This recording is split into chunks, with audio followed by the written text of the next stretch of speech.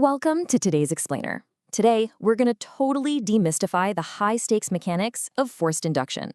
We aren't just looking at how to build boost, we're going to look at the exact management systems you absolutely need to keep that boost from literally tearing your engine apart. Basically, consider this your definitive survival guide to the modern turbocharger. All right, here is our mechanical roadmap for today. We'll be covering 1. Evolution of the turbocharger. 2. Managing exhaust with wastegates. 3. Preventing surge with blow-off valves. 4. Anatomy of turbocharger damage. And finally, 5. Thermal management and cooling.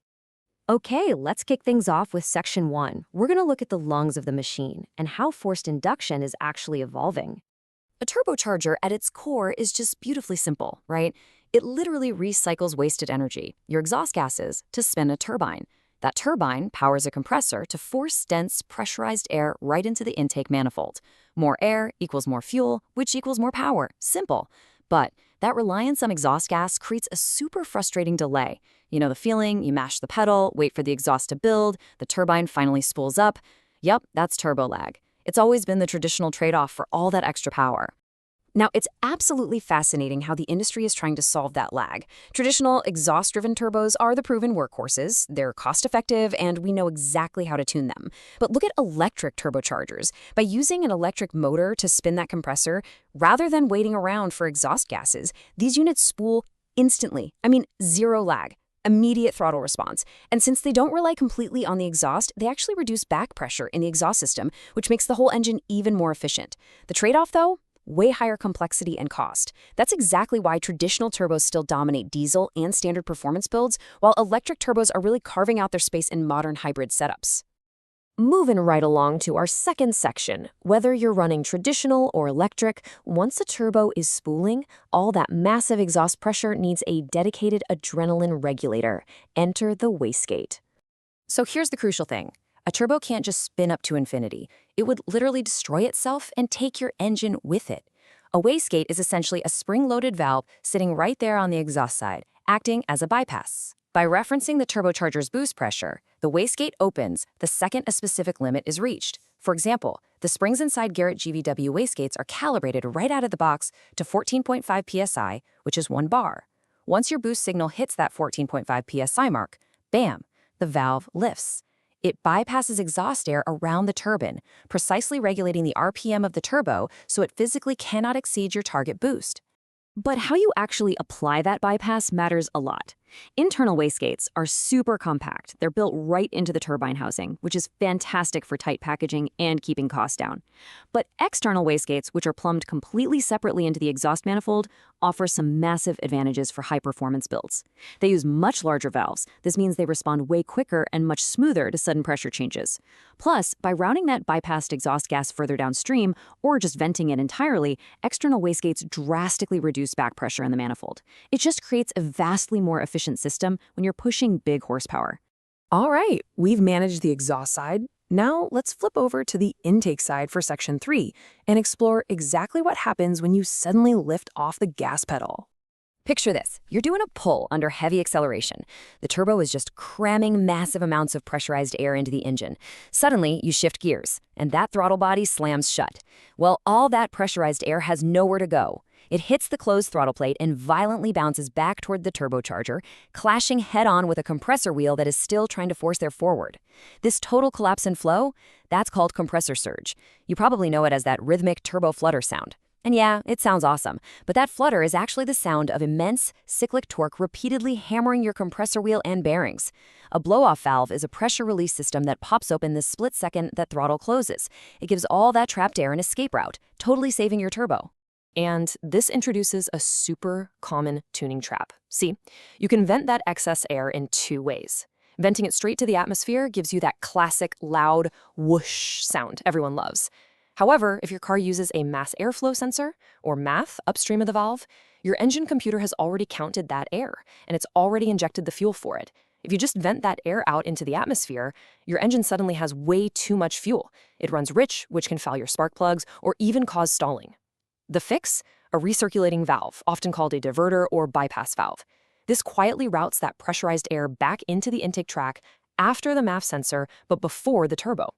The air stays in the system, and your engine computer stays perfectly happy. Now let's shift gears to section 4 and get into the actual survival guide portion of this explainer. What exactly happens when these management systems fail, or when basic maintenance is just ignored? When things go wrong, they go terribly wrong. Just look at the severe destruction of an impeller wheel that's made physical contact with its housing. Remember, these rotating assemblies operate at speeds up to 300,000 RPM. At those speeds, the tolerances are practically microscopic. If a bearing fails or if a shaft wobbles even a fraction of a single millimeter, those blades will machine themselves right into the housing. The violence of a failure at 300,000 RPM is just absolute. And it gets worse. When you see a rotor shaft that has literally snapped cleanly in half, or a totally shattered brass radial bearing, you're looking at the direct result of oil issues. This is exactly why uncontaminated oil is the absolute lifeblood of a turbocharger. That shaft doesn't ride on ball bearings in the traditional sense. It literally floats on a microscopic film of pressurized oil. If that oil pressure drops for even a second, or if the oil breaks down from extreme heat, you get instant metal-on-metal contact at 1/3 of a million RPM. The result? Instant, catastrophic failure. So if we round up the top killers of turbos, lack of lubrication is hands down number one, but it's very closely followed by contaminated oil. Even microscopic dirt particles or soot that bypasses a clogged oil filter will just carve deep grooves right into the bearings. Then you've got foreign objects. A loose screw or a torn piece of air filter getting sucked into the intake is an instant death sentence.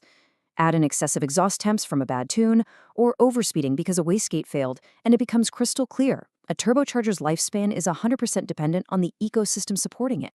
Which brings us to our final section, and honestly, the ultimate defensive measure against premature failure: thermal management. We really need to talk about an invisible killer known as heat soakback. So during a hard drive, your exhaust manifold and turbine housing absorb massive amounts of heat. While the engine is running, it's fine. Oil is flowing through the turbo, absorbing that heat and carrying it away. But what happens when you park the car and turn the key off? The oil completely stops flowing. All that intense heat from the exhaust side naturally conducts straight into the center housing. If the turbo isn't properly water-cooled, this heat soakback will literally bake the stationary oil into hard carbon coke, destroying the bearings and ruining your oil sealing piston rings. Here's where modern engineering steps in with a really fascinating passive process called thermal siphoning. Many modern turbos have water ports right on the center housing, and even after the engine is off and the water pump is totally dead, physics just takes over. Step 1, the water inside the turbo absorbs all that intense soakback heat. Step 2, because hot water is less dense, it naturally rises and escapes out the top port. Step 3, as that hot water escapes, it creates a vacuum effect, pulling fresh, cool water in through the bottom port. Heat is literally pumping the water through the turbocharger, without the engine even running. How cool is that? But for this physics trick to actually work, your plumbing has to be absolutely perfect. The optimal setup requires rotating the turbo's center housing about 20 degrees off horizontal. You plumb your cold water line into the lower port, and the hot water return line comes out of the higher port. And that return line must travel strictly uphill back to the engine. No dips or kinks to trap the water. Laboratory testing from Garrett shows that applying this simple 20-degree tilt and getting the plumbing right can drop peak center housing temperatures by a massive 90 degrees Fahrenheit after shutdown. That is literally the difference between a turbo that lasts a lifetime and one that dies in a month. The engineers over at Garrett really hit the nail on the head. They put it perfectly, saying, by making a modest effort to plumb water lines to your turbo, you are giving it a fighting chance at survival in your high-performance vehicle. It's just an incredible reminder that the most powerful components in your entire engine are entirely reliant on the unseen physical forces of thermal dynamics and fluid management. So having seen the extreme microscopic tolerances, the violently catastrophic consequences of poor lubrication, and the really delicate thermal dance happening long after you turn the key off, it leaves us with one final thought. You can buy the biggest, baddest, most advanced turbocharger on the market, but are your maintenance habits and cooling setups actually keeping pace with your turbo?